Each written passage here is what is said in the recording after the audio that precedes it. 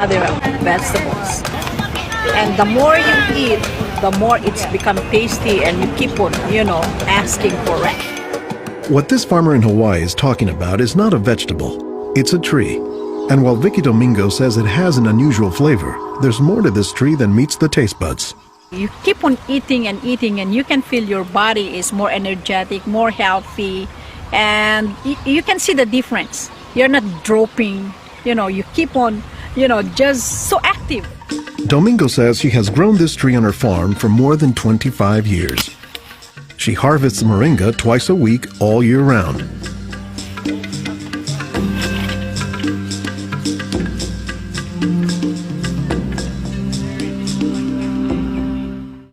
Domingo says there are many nutritional and medicinal uses for moringa. All parts of the tree are usable, from the roots to the stem, to the leaves, to the flowers, and to the pod. The roots, you can use that as a tea. And then the trunk, you can scrape it, squeeze it, get the juice, put in your cut skin, and your skin will heal. Dr. Will McClatchy is an ethnobotanist at the University of Hawaii. He studies the ways that humans interact with plants. Moringa is one of these trees that is a multi-purpose plant that fulfills such a high percentage of kind of basic needs that when people get used to using it, they really can't see what it's like to live without it. And many cultures don't. Today, moringa is used as a remedy and, in essence, a multivitamin in many of the world's warmest regions. Moringa is used widely in Africa and South Asia, and it's been introduced into South America and Central America, where it's also being used. So, this is not just a plant of a single community. This is a plant that really does do extraordinarily well in some of the most difficult areas, in areas that are very hot, areas that are very dry, areas where other things are very difficult to cultivate. I don't think they're actually the most attractive tree. They're more a tree that you look at and you sort of love the way you love a scruffy friend or a scruffy dog, because the branches sort of splay here and there, and they get burdened down with huge quantities of fruits on them. And that's actually what makes the tree so remarkable, is that it's such a generous tree. And that's because people have found multiple uses for so much of the tree, including its seeds. They're full of oil. You press the seeds, and then this wonderful aromatic oil comes oozing out, which you can use for cooking, you can use for cosmetics or lubrication or whatever. And the cake, the press cake, the stuff that's left over after pressing the seed, that is what's used for water purification. Water purification, Olson says, is especially useful in developing countries where clean water is hard to come by. But the benefits don't stop there. Some of the things I think are most exciting about moringa is, for example, the high vitamin content. There's a lot of vitamin A in the leaves. And worldwide, that's a problem. A lot of people have problems in development of their eyes because they don't have enough vitamin A. Moringa's vitamin A content, and its content of vitamins in general, has caught the attention of scientists around the world.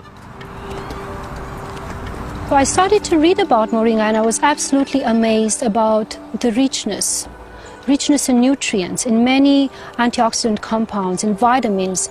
Dr. Monica Marcoux is a pharmacologist who has studied many plants. She has done extensive research on moringa and says it has significant nutritional potency. This subject is one of the topics of her recently published book, Miracle Tree. To me, it was just a natural pathway from my scientific background and my love for trees to writing this exciting book on one of the most exciting and extraordinary trees of our world. Marcoux spends much of her time looking at trees and plants, both as a pharmacologist and as an artist. While Marcoux, the nature photographer, is grabbing shots of plants, Marcoux, the pharmacologist, says she has a bigger concern. We are having an epidemic of cancer and cardiovascular diseases and many other chronic diseases. It's because we basically do not eat what we are supposed to eat. Most of the plants are famous for a particular type of nutrient, like for instance the orange or the lemon is famous for a high content of vitamin C. The spinach, for instance, on the other hand is famous for its iron content. Moringa is very unusual because this single plant contains a wide variety of nutrients, but also in quite very high amounts. Marcoux says this concentration of nutrients combined with low calories and low sodium content makes moringa an ideal energy food or supplement that can help offset the typically unhealthy Western diet. Many of the Westerners are also deficient in antioxidant and anti-aging substances that are mostly found in plants. Antioxidants, according to the National Institutes of Health, protect the body's cells and may prevent cancer. And Marcoux says moringa is a treasure trove of antioxidants that happen to work hand in hand. Antioxidant substances and antioxidant vitamins work together in the body. For instance, it's known that selenium works better in the presence of vitamin E. Moringa has high amounts of selenium and has also vitamin E. Moringa is well known for being a good source of leafy green vegetable protein. And you don't get a lot of protein out of many vegetable foods other than like beans and things like that. So getting it out of the leaves is really a big deal. And while there are a few other plants like soy that are protein rich, Olson says moringa is special. I have a lot of food allergies. I'm allergic to wheat, I'm allergic to eggs. Soy tends to be a fairly highly allergenic food. It causes allergies easily in many people. We think that this is because of the form that some of the proteins are in soy. They're apparently in a form that's very simple and fairly easy for the body to assimilate in moringa. According to the United States Department of Agriculture, moringa contains 18 of the 20 amino acids, building blocks of proteins that are found in the human body. And, says Marcoux, moringa is one of the few plants that contains all of the essential amino acids. Moringa contains all the 9 essential amino acids that actually we cannot produce.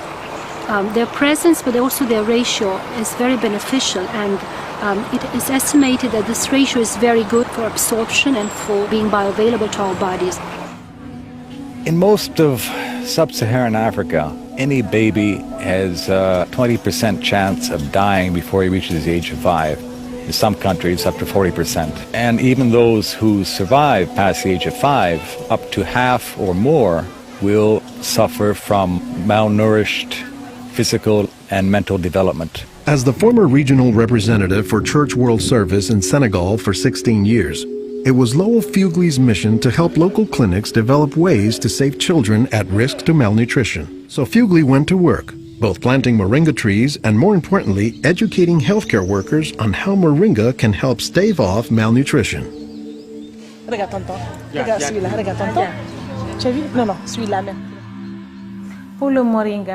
I was trained in 1998, and right away we saw the virtues of using moringa because of its very high nutritional value. So we began using it right away on an experimental basis.